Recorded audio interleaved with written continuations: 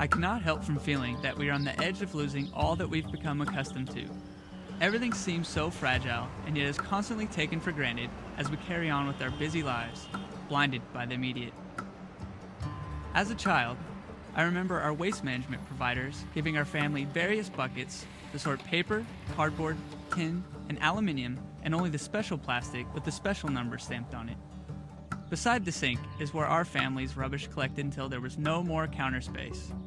Frustrated with their 4 children's lack of responsibility, my mother would take it to the overflowing buckets in the garage, where she would often forget it. Then finally, my father would get annoyed that his tools were buried and secretly, or not so secretly, would bin the waste so it never actually made our suburban curb for collection. This was our part. As I've grown older, I've become very conscious of our fragile world. But I've never thought of myself as a conservationist, a radical tree hugger, and I've definitely never chased the rogue whaling ship, as I've never been to sea. But somehow, after a couple of drinks in San Francisco with a very passionate friend, I find myself in a humid port in Brazil, about to sail to South Africa as part of the 5 Gyres Institute's expedition through the South Atlantic Gyre, documenting plastic pollution for the first time. And prepare supper for 1800, and then 1800 to 22 is wash up after supper, and 22 to 02 you can just sit and drink tea. Okay, with regard to watches, if you can be on time, be vigilant, keep the log, which is the logbook we have to write, and stay awake. Steve, if you want to take care of doing the anchor and get a couple of people to help you. With an overwhelming curiosity, I am now part of this precarious group of inspired strangers, led by scientist Dr. Marcus Erickson and his wife and 5 Gyres co-founder, Anna Cummings. We're gonna head out now, okay? We're all ready to go. Next step, Africa. With fresh eyes and different networks, we were brought together, put simply, to help alert the world.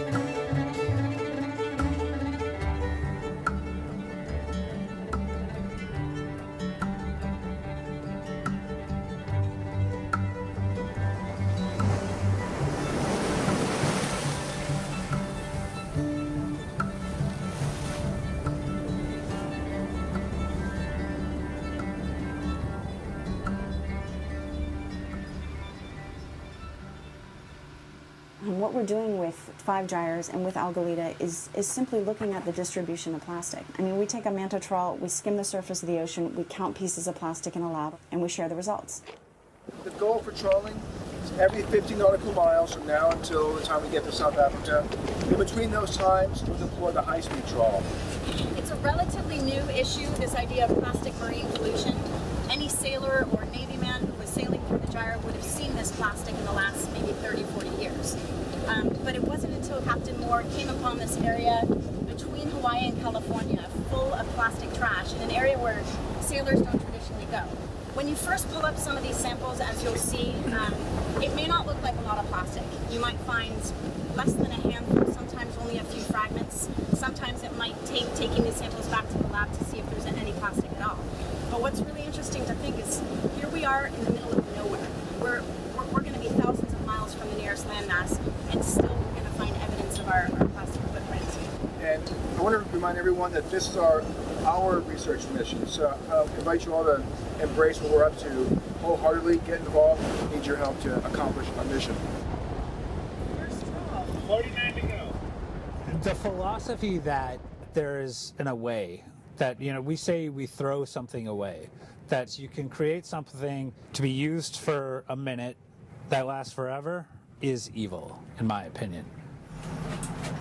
What I think needs to happen with companies that produce plastic is in the whole scope of the product's impact, they need to calculate for its environmental impact economically. Ooh! This was the Manta, not the high speed, so this is actually a research sample. It's the sea state coming down, huh? Yeah, it was pretty calm. It was about a 2 or 3 today. There's a nurdle! Yeah. We have nurdle! There looks like a piece of some sort of film packaging. Oh, yeah, totally. Hard to see against the spoon. Today I was introduced to a nurdle. It might as well have been a beanbag pellet, only it was a tiny piece of virgin plastic that was found hundreds of miles offshore. Given its seemingly insignificant size, how can Marcus be so dedicated? I got interested in this topic a long time ago when I was young, just in terms of trash, debris, and plastic. And then as I got into my undergraduate and I was living in a coastal community, I started reading up about marine debris in the ocean, and I stumbled across Algalita, which included Marcus Erickson and Anna Cummins, and I started reading about the issue and got super interested and applied for graduate school. Specifically, what I study is the chemical component, or the toxicity of plastic debris to organisms. So I research the chemicals in the plastic debris, either through manufacturing or that adsorb onto the debris in the ocean, and so how that affects the animals in terms of, does it transfer to their tissue, and then if so, are there toxic effects because of that? Chelsea's work is extremely important. What she's shown in a lab already is that pollutants will jump from plastic to fish tissue. As bigger fish eat the smaller fish, it biomagnifies up the food chain. Awesome! This is how you make nerds happy.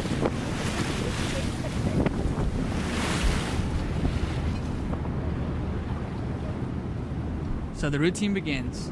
Day and night, wind and waves, trawl in, trawl out. Our staggered shifts never quite set. 3 groups rotating 24 hours a day. A dinner shift previous means a 4-hour watch starts sharp at 2 a.m. in a cold night. Let's see what's in the high speed. Ooh! It's perfect for Chelsea's toxicity analysis. Can I see?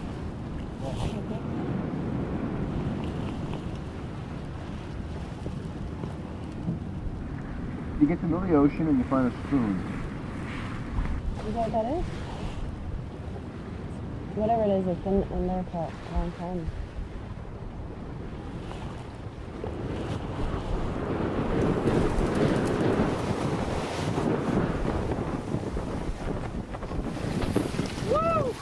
For me, I've grown up in the ocean. The ocean has been my second home.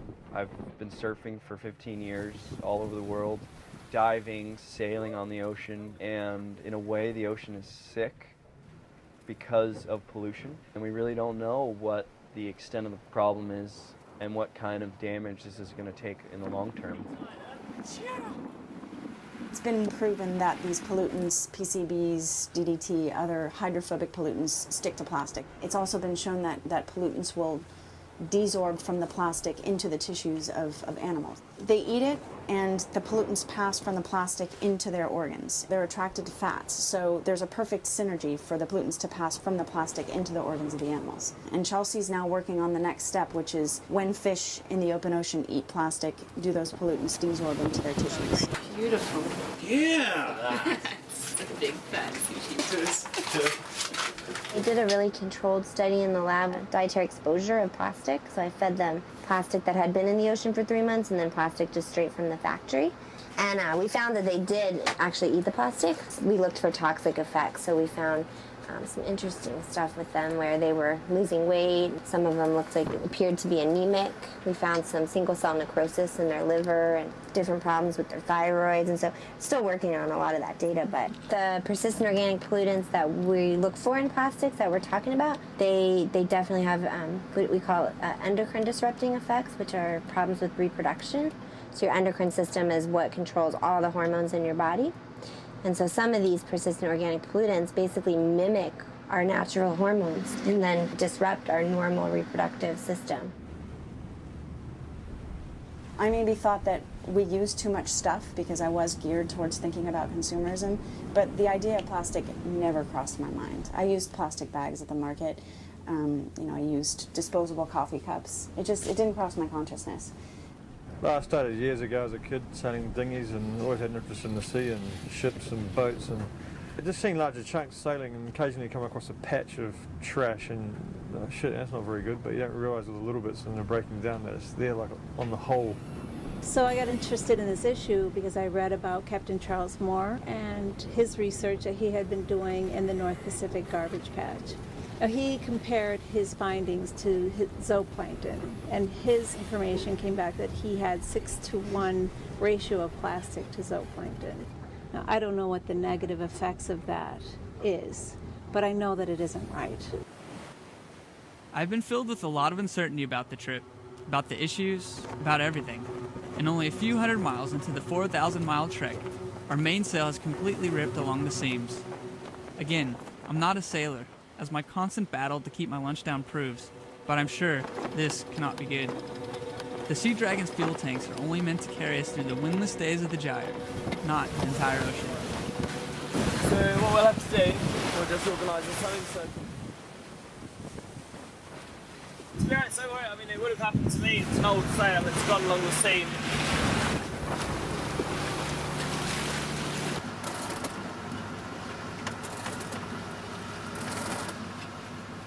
This is my second cruise. First one I went to the North Pacific.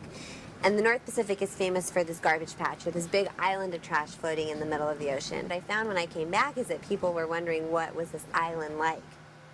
In 2008, I had a chance with Captain Moore and Marcus. We had been dating for about 6 months at that point, so decided a month at sea was a great way to test our relationship. We crossed the North Pacific Gyre from Hawaii back to Los Angeles, and I still expected to see an island of garbage the size of Texas. So this was a real eye-opener for me, seeing that the issue is really difficult to see. So that inspired Marcus and I to start the Five Gyres Institute, with the goal of expanding that research on plastic in the North Pacific, which people are starting to know about, to all 5 oceans.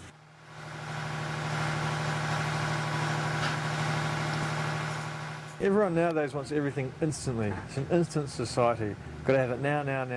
Instant Wi-Fi, instant everything. So everyone wants their instant coffees, and no one really worries about their little plastic cups. Oh, it's only 1 cup. Stuck on a boat, we wait with our own set of worries. Either we kill time sewing countless stitches, or we sit behind a computer just like at home. With our expedition slowed with sail repairs, we distract their busy minds with familiar old habits. All right, hauling in number 10. The life cycle of a piece of plastic, it starts off with these nurdles, or these virgin plastic pellets, and they mold it into, say, a plastic bottle. And then let's say the plastic bottle gets out to sea. So plastics don't biodegrade, they photodegrade, which means the light breaks them down into smaller and smaller pieces. So once it gets out into the middle of the ocean and it's floating around with the sunlight breaks it down into smaller and smaller bits. As soon as it comes out of the river mouth or the sewage outfall pipe or whatever and goes into the ocean, it's plastic in the ocean. The gyres simply are just machines driven by weather that create a circle that collects it. Gyres are natural phenomenons. And beyond 200 miles of most countries is international water, no man's land. I'm part of a society that does not take responsibility for its own waste. Look at that. Wow, that's a lot. That looks like a nurdle, and that's a nurdle right there. I mean, they're getting more dense. Much more colorful. Mostly white, like we usually see, but Some blues and reds. blue, red. Something about the colours of plastics, like this theory, or I don't know if it's proven. Yeah, well, certain animals can be attracted to other colors. When you look at the stomach contents of the Lysan albatross, you'll find overwhelmingly more white plastic. And it may be because they're drawn to that color because it's a food source, or it mimics a food source, or because they're foragers. They're looking for food from the surface, and what they might spot first is white. It stands out against the color of the ocean. And anything with fish? Any correlation? I don't know if there's been enough research yet on ingestion. Based on the ones that Charlie looked at in the North Pacific, they were mostly white. It's like a food source, and it may be more visible at night, or it may just be, it looks like a fish egg or like zooplankton. All right, process it.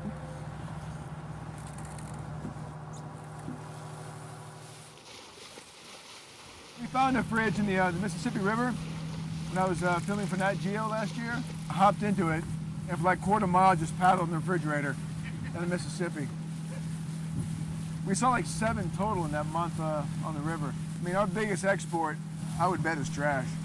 Just junk washing down our watersheds out to sea. I went to a small town in Peru, and a little small village, maybe a few hundred people, but there was a road going out onto the tide pools, and the road ended, and there was a hole in the concrete, and that was a communal dump. And you look down, and along the beach, thousands of plastic bottles, thousands of them. Near Nazca in Peru, just south of Lima. Plastic! There we go, that's a big chunk. Big chunk. Let's go get it.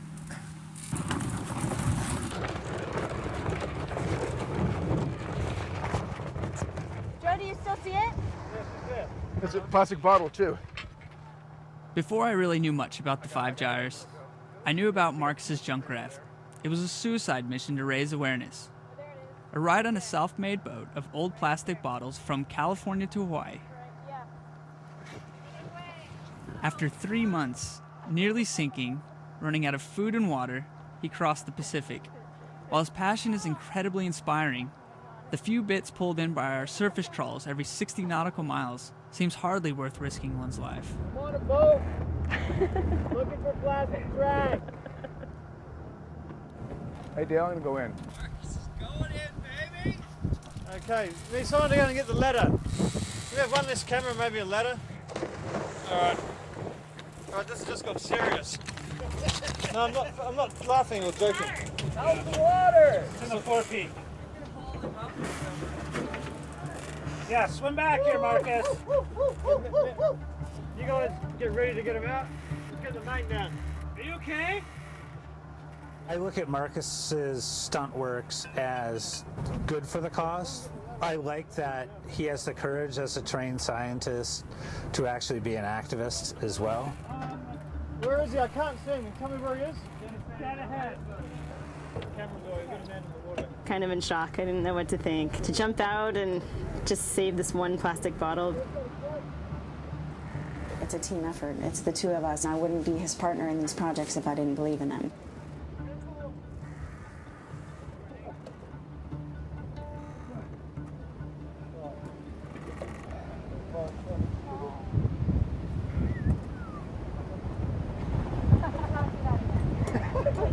Holy shit!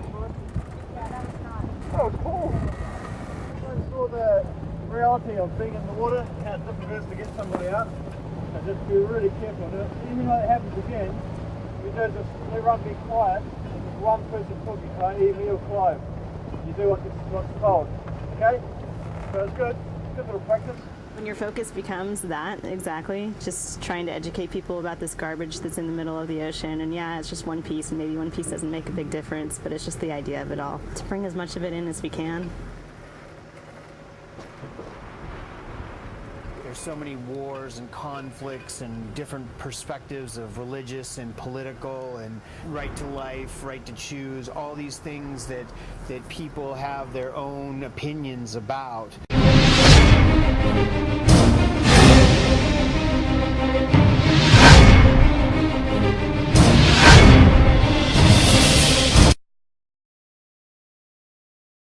But water connects us all. People should stop and think a little bit more about things and not be so hypocritical. Because I've been talking to people who are at Starbucks talking about plastic trash, and I can just imagine them with their one-use spoon, plastic spoon, and their plastic cup in their hand as they're talking to me about this problem. So I think there's a lot of speculation and a lot of people jumping on the bandwagon. Follow things, don't just talk about it.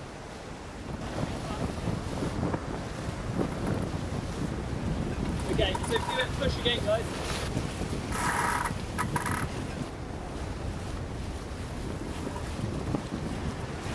Okay,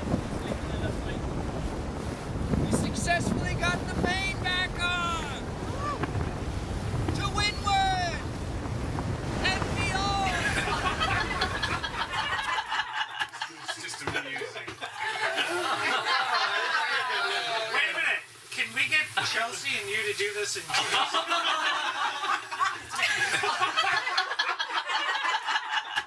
just amusing. I really want to see you guys work together on a little show. With one hand Mazzy, one hand Club Lady, and chocolate coconut. Wow. Chocolate coconut. Cheers. Cheers. Cheers. Cheers. Cheers. Cheers. Oh, it's calm pie. Cheers. Cheers. What is it? Calm pie. To week one. Success. 3 to go.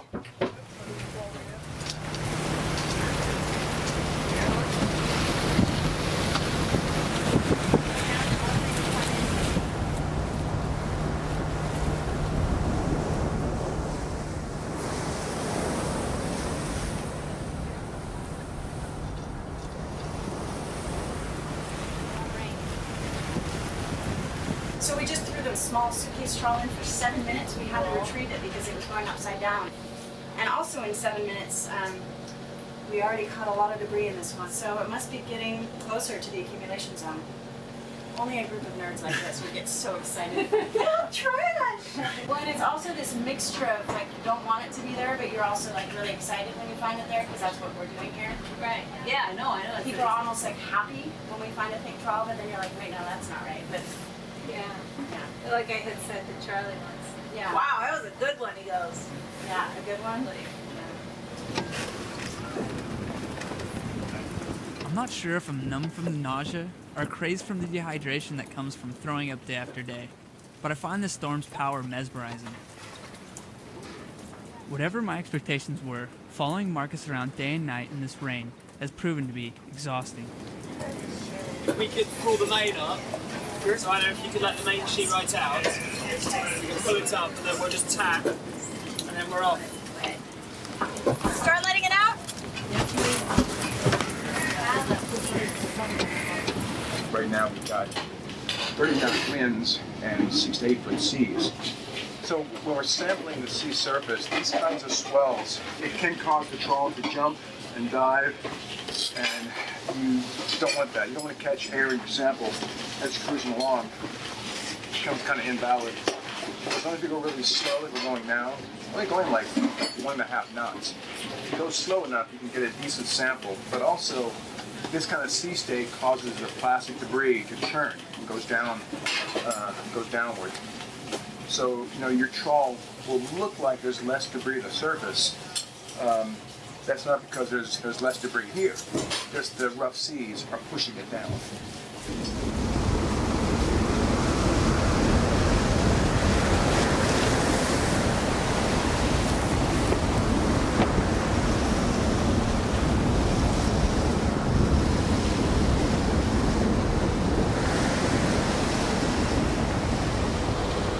Like other gyres, there are sort of there's a west and east areas of concentration. All these dots here, that's where we've been so far. We're going to end up hitting all these. 31 years ago, off the coast of Cape Town, they did 9 trawls. They went out about 1,000 miles and came back. We can replicate probably half of these. Pretty cool.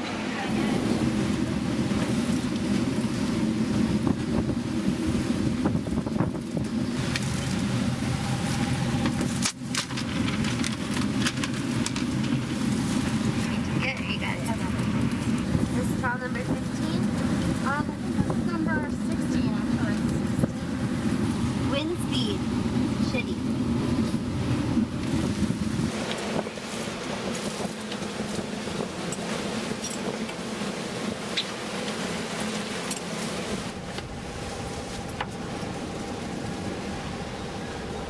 This is nuts. This is nuts? This is nuts. I know, I'm surprised Dale's letting you do this. This is nuts that we're trawling in this. This is like I trawling don't in want the to lose a hurricane. data Marcus point. is the wild man. Don't lose a. What? Still want to lose a data point. I mean, we had a 600-mile gap in the North Atlantic. That's because we went through a hurricane. Yeah, we should have kept trawling. I really have to do that study and normalize the sea state. That'd be really This cool. will be so skewed.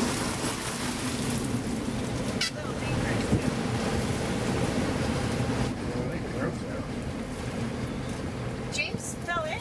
I mean, James. What about girls? What do they call it? James fell overboard and was caught by his harness last night. Dale said it was pretty hairy. Yeah, I believe him. Let me go back. back there and we're not doing bad. 3 knots. It's still a little fast. It's between 3 and 4.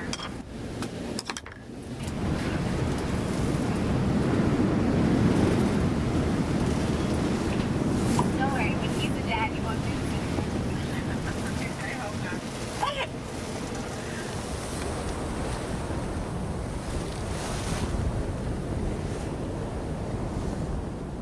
With waves crashing and the storm pounding us relentlessly, Marcus's persistence to get back on schedule despite the risk of having to scrap irregular data back at the lab is admirable. But his determination is insane.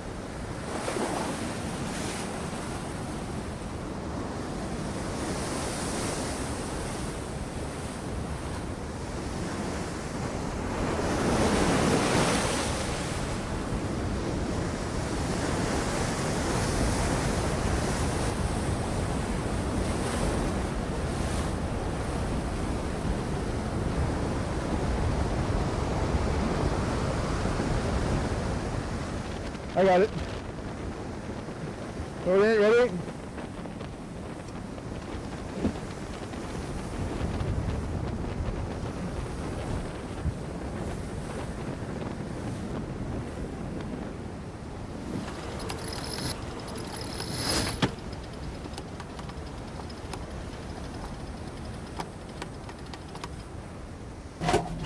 I wonder what it'd be like if it were still out there. 1, 2, 3, 4, 5, 6, 7, 8. At least 8 visible pieces. 9. What's interesting is that a nurdle? I don't know. Might be. Yeah.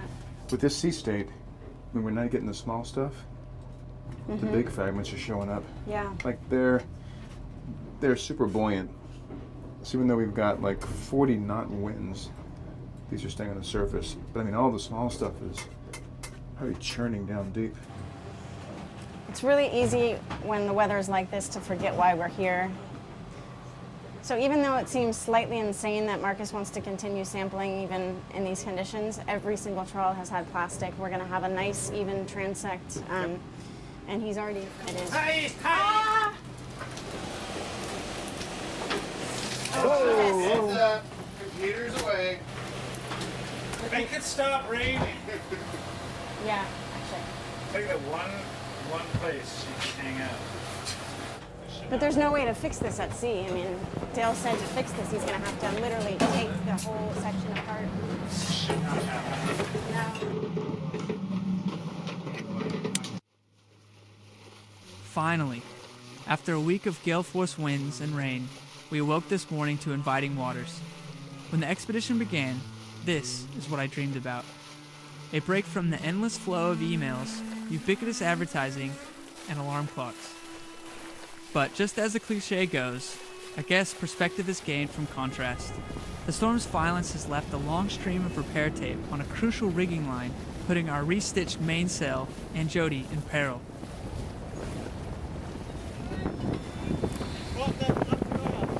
The future can be very scary, but I like to look at it not in those terms, because if I can change one person's mind to not throw their trash onto the streets, which you see all the time, and it just comes from ignorance, they don't know any better, then there's hope.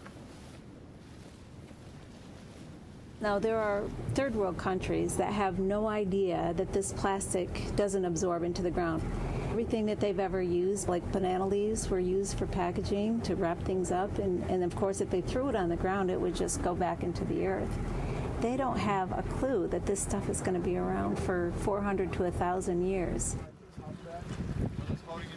All of the bioplastic, PLA, polylactic acid stuff that's in the marketplace right now only biodegrades under the right conditions in landfills. It does not biodegrade in the ocean. We need a new chemical formula to make truly biodegradable products.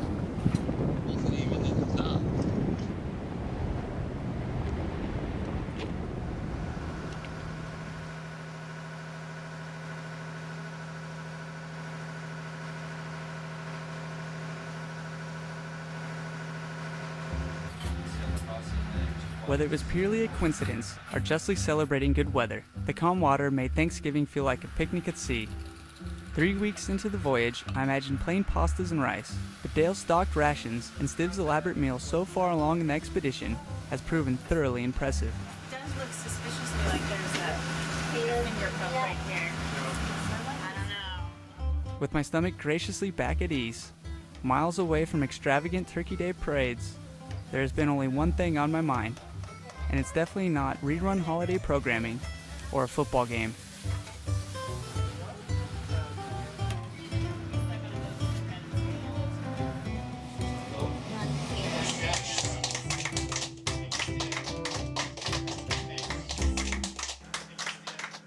Since the very beginning of the expedition, I've had this endless anticipation to see a plastic island, to swim in chunks of polyethylene, PVC, and nylon rubbish, clouding the sea, capturing the shots to shock the world.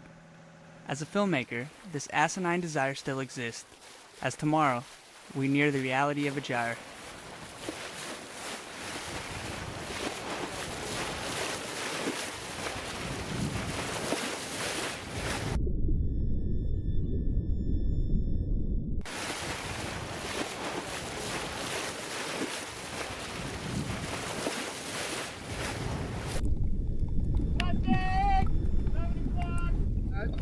Yards out. I hit the bow and just see what I can. Yep, here it is, here it is, here it is. Just off the spinnaker pull about 20 feet. Yep, right here. It's right under this spinnaker. Off our game about 5 meters. Can we just drop the staysail and make it a lot easier to manoeuvre? It's just a really quick job. Just get the halyard on the wing. There's a line right here. Yeah, He's way out there.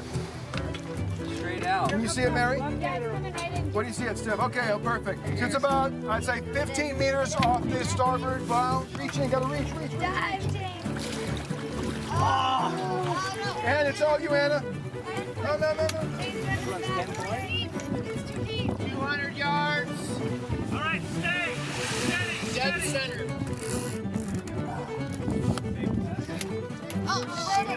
Look. Do I still need 10 points? I don't think the best use of our time is to come out into the middle of an oceanic gyre and clean it up.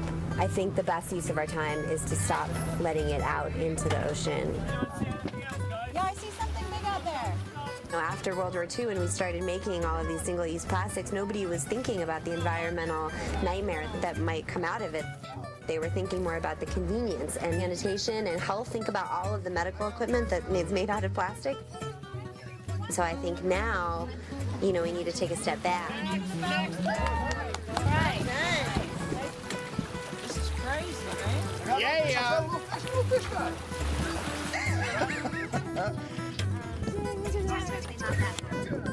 10 feet. Wow, we're in the big stuff now.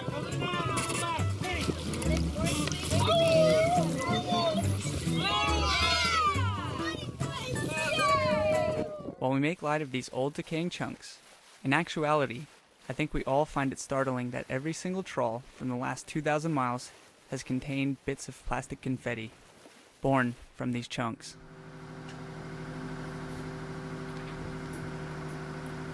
So why did you install the satellite phone inside the locker under the sink?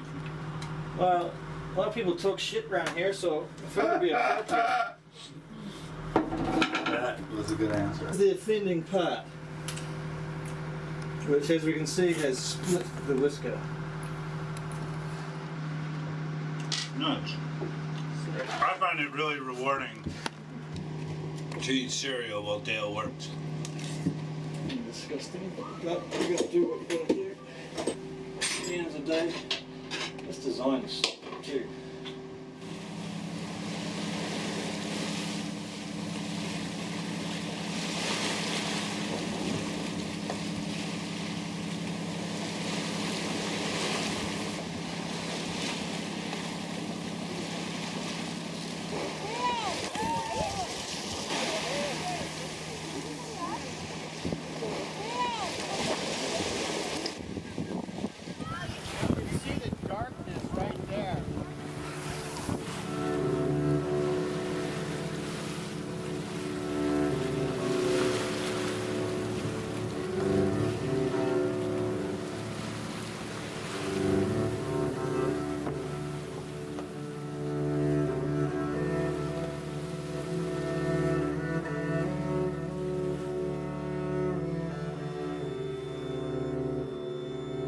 As we leave the gyre, the sea has begun to change. The color of the water less brilliant blue, more silver gray, as the clouds cross the sun and the waves crest increasingly rise. Today, a different kind of trawl skimmed the surface with us. Unlike Marx's metallic hydrofoil with the dragon tail of a micro mesh, this massive sieve breathes air and watches us with a deeply curious eye.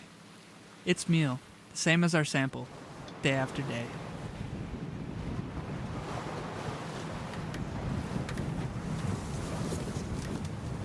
I'll look at you or the camera. Me. All right.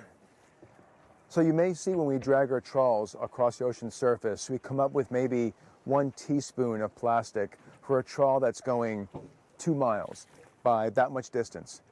It might not seem like much, but this ocean is vast. Our planet is 2/3 ocean. So that thin strip that we're sieving, that 1 tablespoon, it's less than the edge of a razor blade on a football field. This ocean is vast. If you were to add up all those tablespoons of debris, for those little transects that we trawl, it would add up to tens of thousands of tons of trash, plastic pollution floating in just this 1 gyre alone. And there are 4 more in the world. It's not just this one little island of trash, this mythical island of trash off the coast of California. There are many marine organisms that, from the smallest fish, the smallest jellyfish, the filter-feeding organisms, the zooplankton, are eating these small particles. There's a chemical burden on those small particles of plastic. And those chemicals biomagnify up the food chain into the fish that we harvest to feed the world.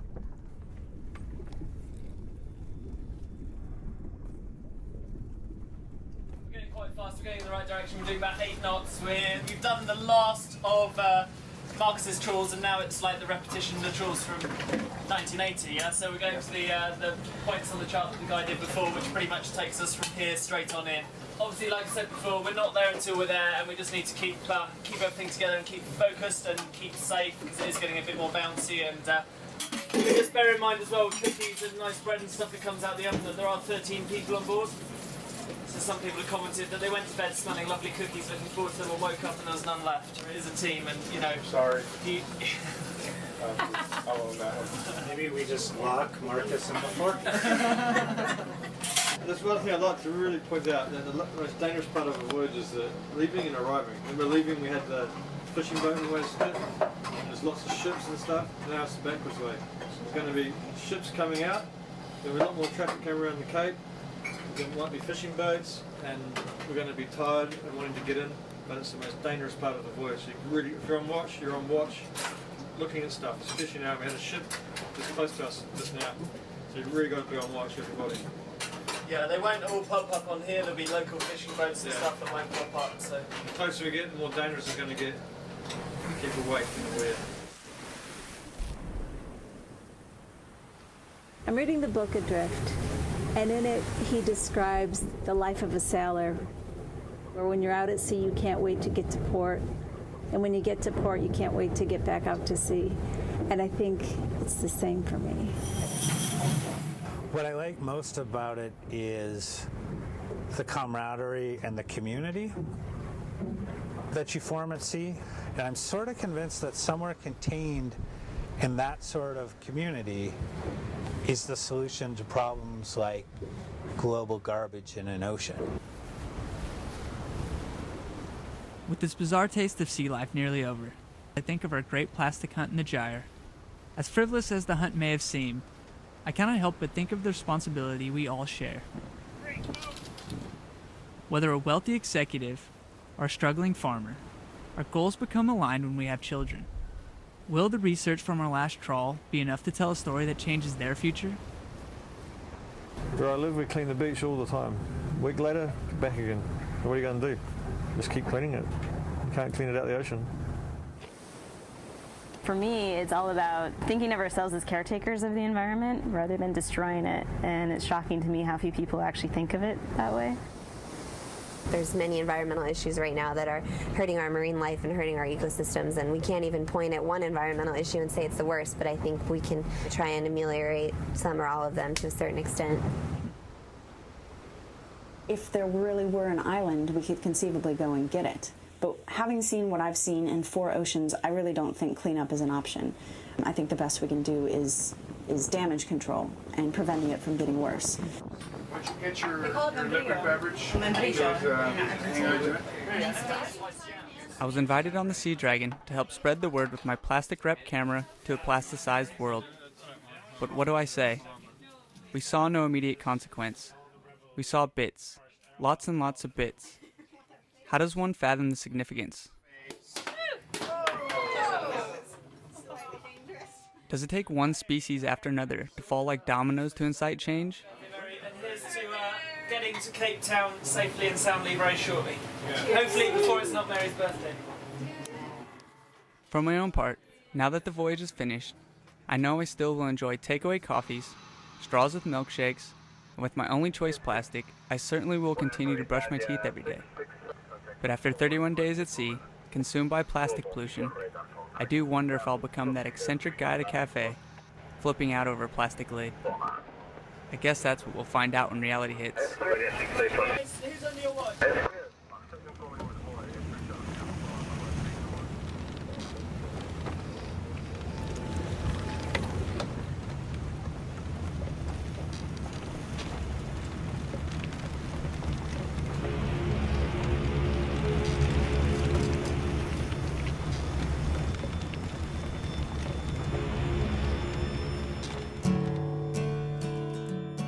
Welcome everybody, welcome to the Two Oceans Aquarium, and a very, very warm and South African Capetonian welcome to the Five Dyers crew, who arrived here in the very small hours of Thursday morning through very thick fog after quite an arduous trip from what I can gather. So this journey that we just completed, 4,000 miles plus, was the first of its kind studying plastic pollution in this area. It's only been fairly recently that people have known about this issue, but we're now finding that plastic pollution can be found on virtually every ocean and every coastline in the world. We drop this trawl in the water, skim the ocean surface for 1 mile, then another 60 miles, then trawl again. Every single one was full of this plastic confetti. This is the remains of a Laysan albatross. These birds feed their young by regurgitating what they've collected around the world. Plastic bottles, bottle caps, lighters. This is a common snapping turtle that became entrapped in a small plastic ring when she was a baby. These are pre-production plastic pellets. Over time, they're absorbing all these other chemicals that are washing down our watersheds. Things like oil drops from cars, pesticides, PCBs wash into the sea and they stick to plastic particles like a sponge. If we know that fish are ingesting plastics and other marine life are ingesting plastics, as has been reported in the scientific literature, how does it affect them, right? How does it affect their reproduction? Does it cause death? Do they just pass it out without any chemicals? And what we're seeing is that these chemicals do transfer, so how is this affecting their life? What we're trying to show the world is that this is a global problem. Plastic is washing into our seas from every continent in the world, and it will take international cooperation implemented at a local level to solve this issue. You have that personal question you have to ask yourself, because now you can't claim ignorance. Do you do something about it, or do you walk away? The material is tortured into existence in the laboratory using gas, coal, or petroleum as its source. The polymers are strung together through a catalyzing process. Additives are thrown in to tweak the material to its optimum purpose. Finally, we have a material that is strong, durable, flexible, lightweight, and can be shaped to every desire. Colors and varieties mixed together, swept along by the tides of life. It is both good and bad, evil and pure. We project our ignorance and indifference onto the broken, banished goods, putting them out of sight, under the highway, out of the light. We return to our trodden lives of 9-to-5 survival, with nothing more than a handful of plastic bits. Conscious of the bleakness, the skepticism, and the impossible task of changing our habits, we will only relent to ourselves.